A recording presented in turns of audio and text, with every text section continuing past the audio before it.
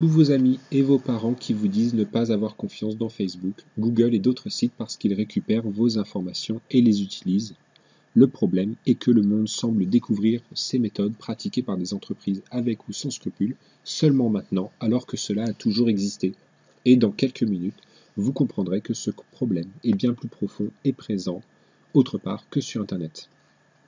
Dans cette vidéo, il y a quelques notions que vous connaissez déjà. Je ne prétends absolument pas diffuser de la connaissance, mais plutôt à organiser une certaine façon de penser. Comment une entreprise fait pour créer le produit parfait pour son client? Tout simplement en l'étudiant. Elle cherche à le comprendre et pour cela, elle a créé un ensemble d'outils réunis sous le terme vendeur de marketing ou de mercatique pour les amoureux de la langue de Blackhem.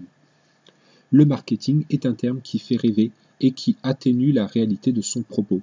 Il regroupe des outils qui ont uniquement pour but d'orienter les entreprises à faire les meilleurs choix. Il faut comprendre ici comment vendre mieux avec la marge la plus importante. Toute une partie du marketing est d'ailleurs concentrée à ce sujet. Il s'agit du marketing analytique. On analyse le comportement des consommateurs et des non-consommateurs. À quel moment un individu sera-t-il le plus susceptible d'acheter un produit en particulier? Un exemple classique de cela est le calendrier du cinéma. On remarque que la période septembre-décembre est faite pour des sorties familiales, alors que la période juin-août concerne les gros blockbusters. Et bien tout simplement parce que le marketing analytique a déterminé que le temps morose et froid de la fin d'année vous invite à vous replier sur la cellule familiale, et l'approche des fêtes de fin d'année donne plus envie d'aller voir un film pour toute la famille, plutôt qu'un film risquant d'heurter la sensibilité de vos têtes blondes. On voit déjà au travers de cette explication que l'analyse des individus est au cœur des stratégies des entreprises productrices de services et de biens, ce qui est un argument plutôt classique en économie.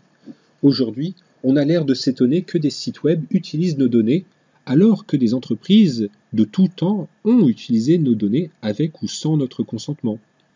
Pour rappel, en France, la première loi informatique et liberté date de 1978 et elle avait pour objectif de protéger les citoyens français contre l'utilisation de leurs données et du fichage, et donc bien évidemment bien avant Facebook et Google. Mais nous n'allons pas parler du fichage électronique, plutôt d'un système qui est plus proche des consommateurs. Il s'agit ici de présenter les cartes de fidélité. En effet, la récupération des données des clients ou utilisateurs date des premières cartes de fidélité. Ne vous êtes-vous jamais demandé à quoi pouvaient servir ces bouts de plastique pour les entreprises? Si vous avez cru que c'était pour faire plaisir aux clients ou même le fidéliser que les entreprises ont créé ce système, vous vous trompez fortement. En réalité, ces cartes de fidélité permettent, grâce aux informations que vous produisez, de réaliser des économies faramineuses aux entreprises. Si l'on devait expliquer cela, nous le ferions avec le cas de Madame Bertrand. Madame Bertrand est une femme âgée de 55 ans vivant dans un cercle de 2 km autour de son magasin alimentaire préféré. On le sait parce que tout simplement elle a donné des informations dans le formulaire pour obtenir sa carte de fidélité. Lorsque Madame Bertrand a fait ses commissions, elle produit, grâce à sa carte de fidélité que les agents de caisse lui demandent systématiquement, un ensemble d'informations. En effet, tous ces achats réalisés sont associés à sa carte de fidélité et donc à son nom. Et par exemple, nous savons que le mardi, Madame Bertrand achète ses légumes alors que le vendredi, elle préfère acheter de la viande pour le week-end. Et des Madame Bertrand, il en existe des milliers pour chaque magasin. Cela permet à ces derniers d'orienter leur politique de logistique. Le mardi, il est préférable de renouveler les légumes, alors que le vendredi, il faut avoir de la viande fraîche. De même, les magasins s'aperçoivent que l'on achète principalement de la viande de bœuf plutôt que de porc ou de cheval. Il va donc réduire ses efforts pour proposer du porc et se concentrer sur la viande de bœuf. Ce système explique en partie la disparition de certains produits. Et avec notre exemple, cela explique la disparition de la viande de cheval dans les grandes surfaces. Les clients n'en achètent tout simplement pas et ne sont pas demandeurs non plus. Là où le système de carte de fidélité à un minimum de décence et qu'il propose une certaine contrepartie, qui reste très maigre par rapport aux économies que vos renseignements permettent de réaliser. Vous obtenez des réductions sur les marques, principalement maintenant les marques distributeurs, et pour votre anniversaire, vous avez le droit à un petit cadeau uniquement si vous achetez un autre produit. Bref, il y a une forme de contrepartie. Mais attention, Cette contrepartie n'est qu'un prétexte qui vous oblige à rester captif de leur système d'information. Nous sommes donc captifs à cause de ces cartes de fidélité, d'une certaine enseigne de distribution. Qui plus est, nous sommes heureux, des esclaves heureux de ce système. Souvenez-vous, vous avez sûrement déjà eu un ami qui vante les mérites d'une telle carte en vous expliquant pourquoi elle était absolument nécessaire à votre survie. Quand les humoristes se moquent gentiment en disant « Quand vous avez une carte de fidélité pour tous les magasins autour de vous, vous n'êtes absolument pas fidèle », eh bien sachez que les enseignes ne s'intéressent absolument pas à votre fidélité, mais ils veulent s'assurer que vous utilisiez votre carte en caisse. Vous n'êtes pas fidèle, mais bien captif de leur système d'information. Ainsi, se battre contre l'utilisation de vos informations personnelles sur Internet, alors qu'un espion se cache tranquillement dans votre porte-monnaie, relève de l'humour, et c'est risible. Et encore, nous n'avons même pas abordé la question des smartphones et tout simplement des systèmes d'information qui permettent aux entreprises de traiter vos informations très efficacement et qui leur permettent de réaliser des économies presque mécaniquement. Et surtout, comment voulez-vous lutter contre 1001 façons de récupérer vos informations? Aujourd'hui encore, un outil Facebook permet à la plateforme de publier automatiquement l'information que vous avez été sur une page précise sur un autre site web qui a le plugin installé. Aujourd'hui, le débat sur les informations privées sur Internet doit évoluer pour devenir un débat sur les informations privées en général. L'utilisation de vos informations personnelles ne date pas d'hier. Il faut aujourd'hui ouvrir le débat à de nouvelles questions. Si l'on peut percevoir une certaine forme de rémunération du producteur d'informations, c'est-à-dire vous, dans le cas des cartes de fidélité, il n'existe pas aujourd'hui de réseau social rémunérant ses utilisateurs pour l'information qu'ils produisent. Or, vous êtes bien des producteurs, vous produisez de l'information, ce qui est un service et ce qui devrait être rémunéré. Ne pourrait-on pas envisager un réseau social qui, lorsqu'il utilise vos informations, vous rémunère en contrepartie? De même, comment rémunérer les utilisateurs pour leur information sans pour autant tomber dans l'inutile, comme dans le cas des cartes de fidélité? La perte de popularité et la défiance des utilisateurs vis-à-vis de Facebook ne pourrait-elle pas se résorber en affichant clairement ses objectifs et en fournissant une contrepartie fiduciaire à ses usagers? Toutes ces questions doivent être incluses au débat, chose que l'on ne fait pas aujourd'hui. Attention, il faut bien entendu militer pour la protection des données utilisateurs, mais il nous faut aussi voir toutes les questions connexes qui rendent le débat bien plus complexe qu'il n'y paraît et de simplement se concentrer uniquement sur la protection des données personnelles. Voilà, ces quelques minutes sont terminées. J'espère que maintenant vous avez été convaincu que le système d'utilisation de données clients est bien plus enraciné dans notre culture et dans le réel. Ce qui se passe sur Internet n'est qu'une partie de l'iceberg contre lequel nous devons lutter afin de faire valoir nos droits en tant que producteurs d'informations. Cette vidéo a été inspirée par la chaîne Un Drop dans la Mare, que j'affectionne particulièrement. Je serais très heureux si vous alliez y faire un tour. En attendant, vous pouvez toujours vous abonner à EasyNomi et aller faire un tour sur le site web et son Facebook, qui est encore tout jeune. N'hésitez pas non plus à commenter la vidéo. J'espère pouvoir en faire bientôt une nouvelle qui rentrera plus dans les détails des systèmes d'information et de l'utilisation de vos informations personnelles. Merci et à bientôt.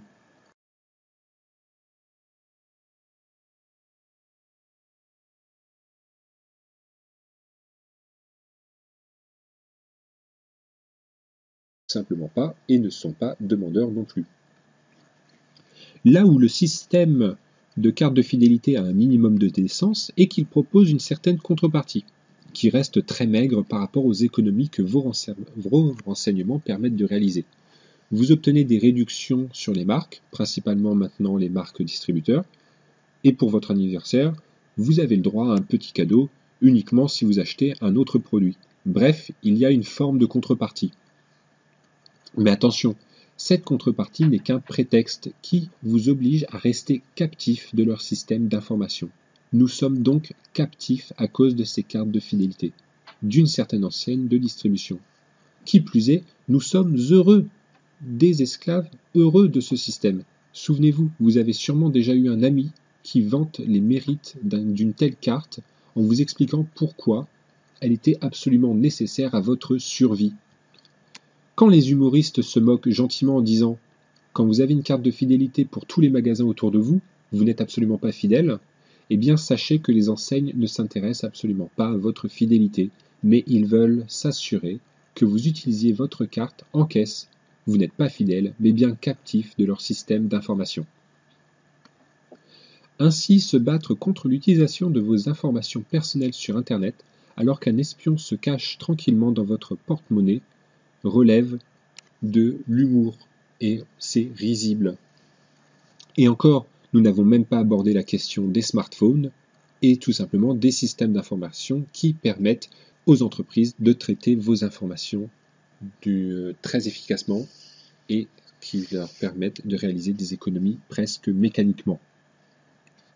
Et surtout, comment voulez-vous lutter contre 1001 façons de récupérer vos informations? Aujourd'hui encore, un outil Facebook permet à la plateforme de publier automatiquement l'information que vous avez été sur une page précise sur un autre site web qui a le plugin installé. Aujourd'hui, le débat sur les informations privées sur Internet doit évoluer pour devenir un débat sur les informations privées en général. L'utilisation de vos informations personnelles ne date pas d'hier. Il faut aujourd'hui ouvrir le débat à de nouvelles questions. Si l'on peut percevoir une certaine forme de rémunération du producteur d'informations, c'est-à-dire vous, dans le cas des cartes de fidélité, il n'existe pas aujourd'hui de réseau social rémunérant ses utilisateurs pour l'information qu'ils produisent. Or, vous êtes bien des producteurs, vous produisez de l'information, ce qui est un service et ce qui devrait être rémunéré. Ne pourrait-on pas envisager un réseau social qui, lorsqu'il utilise vos informations, vous rémunère en contrepartie? De même, comment rémunérer les utilisateurs pour leur information? Réduction sur les marques, principalement maintenant les marques distributeurs, et pour votre anniversaire, vous avez le droit à un petit cadeau uniquement si vous achetez un autre produit. Bref, il y a une forme de contrepartie. Mais attention, cette contrepartie n'est qu'un prétexte qui vous oblige à rester captif de leur système d'information. Nous sommes donc captifs à cause de ces cartes de fidélité, d'une certaine enseigne de distribution. Qui plus est, nous sommes heureux, des esclaves heureux de ce système. Souvenez-vous, vous avez sûrement déjà eu un ami qui vante les mérites d'une telle carte en vous expliquant pourquoi elle était absolument nécessaire à votre survie. Quand les humoristes se moquent gentiment en disant « Quand vous avez une carte de fidélité pour tous les magasins autour de vous, vous n'êtes absolument pas fidèle », eh bien sachez que les enseignes ne s'intéressent absolument pas à votre fidélité, mais ils veulent s'assurer que vous utilisiez votre carte en caisse. Vous n'êtes pas fidèle, mais bien captif de leur système d'information. Ainsi, se battre contre l'utilisation de vos informations personnelles sur Internet, alors qu'un espion se cache tranquillement dans votre porte-monnaie, relève de l'humour et c'est risible. Et encore, nous n'avons même pas abordé la question des smartphones et tout simplement des systèmes d'information qui permettent aux entreprises de traiter vos informations très efficacement et qui leur permettent de réaliser des économies presque mécaniquement. Et surtout, comment voulez-vous lutter contre 1001 façons de récupérer vos informations? Aujourd'hui encore, un outil Facebook permet à la plateforme de publier automatiquement l'information que vous avez été sur une page précise sur un autre site web qui a le plugin installé. Aujourd'hui, le débat sur les informations privées sur Internet doit évoluer pour devenir un débat sur les informations privées en général. L'utilisation de vos informations personnelles ne date pas d'hier. Il faut aujourd'hui ouvrir le débat à de nouvelles questions. Si l'on peut percevoir une certaine forme de rémunération du producteur d'informations, c'est-à-dire vous, dans le cas des cartes de fidélité, il n'existe pas aujourd'hui de réseau social rémunérant ses utilisateurs pour l'information qu'ils produisent. Or, vous êtes bien des producteurs, vous produisez de l'information, ce qui est un service et ce qui devrait être rémunéré. Ne pourrait-on pas envisager un réseau social qui, lorsqu'il utilise vos informations, vous rémunère en contrepartie? De même, comment rémunérer les utilisateurs pour leur information sans pour autant tomber dans l'inutile, comme dans le cas des cartes de fidélité? La perte de popularité et la défiance des utilisateurs vis-à-vis de Facebook ne pourrait-elle pas se résorber en affichant clairement ses objectifs et en fournissant une contrepartie fiduciaire à ses usagers ?